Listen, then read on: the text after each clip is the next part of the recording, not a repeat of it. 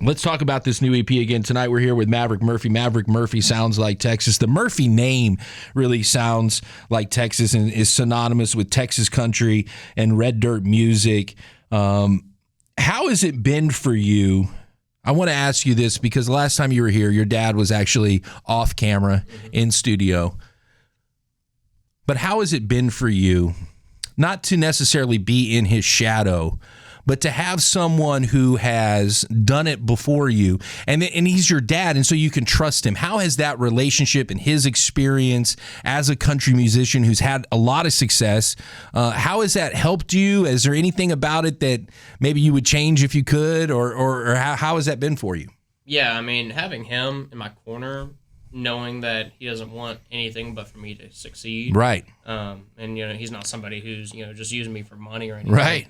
It's helped me avoid certain things that most people fall into pretty early, like, signing, certain deals that, pretty much sign your whole life away and stuff like, because I've had plenty of people try to sign me to things, but, I think it's better to stay independent right now until we get something a little better. But yeah, just having somebody like that who's taught me so much about singing, performing, doing interviews. Last time we were here, I was terrible, and so I think it's going a little bit better than last time, and so he's taught me stuff about that too, and just so pretty much every facet of music and entertaining he's helped me with, along with the business side of it. So yeah, I mean, it's a tremendous amount of help, and I couldn't really be where I'm at without that.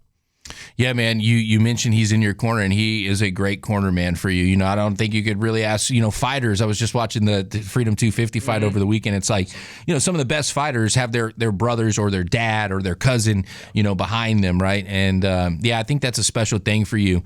But I also would feel, if it were me, and I don't have this experience because no one in my family was, a radio guy or anything like that before me, but it would also, I don't know if intimidate's the right word, but it would definitely make me nervous a little bit, because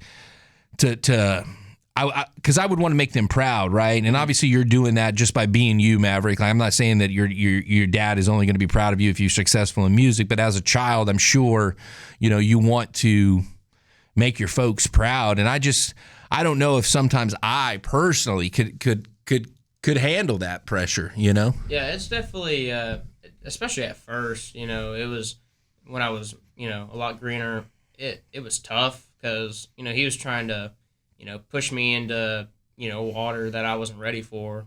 But, and now even, I don't really get nervous anymore, but I still do, if he's out in the crowd, I'm going to see him. I'm going to find him if he's just always watching. Yeah. It's a little creepy sometimes, but no. But yeah, it used to be intimidating, and sometimes still is. He's he's got a big personality, so most people that know him know that. So, but it's when you're outweighing the pros and cons, that's a pretty small con. And I got to tell you, man, dude, I know just by looking at your dad that he is incredibly proud of you, and he is loving every moment of this for you, dude. So I could see how it has its pros and cons, its goods and its bads, right? But at the end of the day, it's probably a better thing than not. And he's living vicariously through me. Yeah. Sometimes that's good. Sometimes he gets a little too passionate, but we all fall to that. I fall to that sometimes, and so we're human. So yeah. When especially my dad's the same way with my little brother with baseball.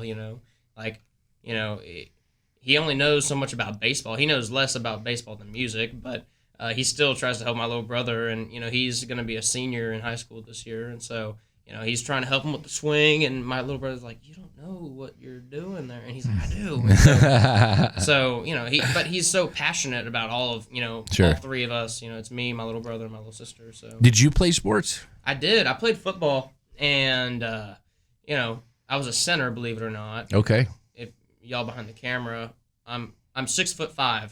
Yeah. Believe it. But no, I was a short, stocky center, and I was good up until sophomore year when everybody started getting real big, and I stopped. So then I went to be a tight end and mobile blocker, all that. But I just quit football for music senior year. I was like, yeah. There's no point. Did you watch the Freedom Fight? I did. I watched the Freedom Fight. I put 40 on Derek, and I put $16 on Gaethje. Oh man! I should have flipped it. I should have put. You should have put all 56. I should have put. So I was watching the Strickland fight not too long ago in Dallas with my buddy who played baseball in Dallas, and we were over at Texas Live, and we watched Strickland, and I put $50 on Strickland, and they were like, I think it was like 4 times, and so when he won, I was just like, oh my god, I got $200 now, and then I just had $200 sit in my Prize Picks account. Shout out Prize Picks. And so I put just a little bit on Gaethje to even out my balance to an even 200. And then I was like, Derek Lewis has the same odds as Gaethje, and I feel like he's going to win over Gaethje. And so I put 40 on Derek, and Derek lost, but Gaethje won, and so I ended up profiting for the day, not as much as I, What did you would've. win off the $16? I think it was like a 67 or $69. That's not bad. Not bad. I mean, I still profited for the day. Yeah. So, Yeah, that Gaethje fight was incredible, it was man. awesome. And I'll be honest with you, I wanted him to win so bad, but So did I. I really didn't know, just because of the age factor, and he's been in so many wars, and for him to come out there and do what he did, it's just like, man, that pumped me up so much, man. It's incredible what he was able to do when that moment hits, when that, I mean, that's like if I was him, I would retire. Yes. How can you top that? You can't really top it. Yeah. I also saw a stat that he's now got every UFC belt that you could possibly have. The BMF, the interim twice. Yeah, no, that's done. That's what you retire on. Yeah. And he wants a rematch too, but I wouldn't. I don't know if I would do that. I There's- don't he- know if I ruin the legacy. I wouldn't. Man, it's too good. You got to go out on UFC 250. Never going to be done again. I would go out on that. Oh yeah, man. He's incredible though. But hey, if he can pull it off again, yeah. I'll put a little bit more money on him. But the odds won't be as good this time. Do you bet on any other sports? I do football. What's your team in football? Texans. Are they? I mean, I sound like a bandwagon, but I mean, they haven't been great this past season. So, if CJ can figure it out, then I think we're going to be just fine. I sure hope he can, man. I really hope so. But yeah, I've been a Texans fan since I was a little kid. Like, there's a picture of me next to a big old poster of J.J. Watt just hitting the flex. And when I was a little kid, my number was 99. Yeah. So maybe I was more of a J.J. Watt fan than Texans fan, but still. Is he the greatest Texan ever? J.J. Watt? I mean, I think so. who else? I mean, maybe Andre. yeah, but I mean, if you look at just an all-around player, From his stats, I mean, they both have great stats, but I feel like J.J. Watt carried the Houston Texans on his back for a few seasons. Yeah, when I he mean- was scoring on offense and defense in the same game, the same quarter, like, I mean, yeah, I mean, if you just look at, I mean, J.J. Watt, I mean, the name just, I mean, he's just submitted in legacy. I mean, he's just ridiculous. So yeah, I mean, I think he is, but you can you can debate it. sure, but, it's subjective. Yeah. Yeah. I would love to get you to play something new off this EP. Are you going to play 2 songs today from the EP? Yeah. I'll do one it was my first single. It was The Way She Moves, which is probably my biggest song. And then Is this the one that went viral? yeah, it's the one that went viral on TikTok and Instagram and all that. And What was the secret? Is there any secret sauce? I don't know, man. It's Did you post it at a certain time? I felt like I mean, I just had a feeling that this would be the song that really projected things for me, but you really never truly know.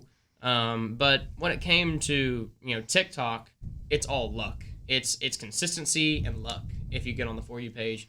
And so I just I tried to post 2 times a day, and I had pictures with Zach Top and Braxton Keith. So I used those pictures, to I'm not trying to bandwagon off them or whatever you'd say, but I wanted to use my pictures with them to boost my TikTok career, and it worked, I guess. And so my whole deal was, if you like Braxton Keith and Zach Top, then you'll like me. And then I had the song playing, and it worked.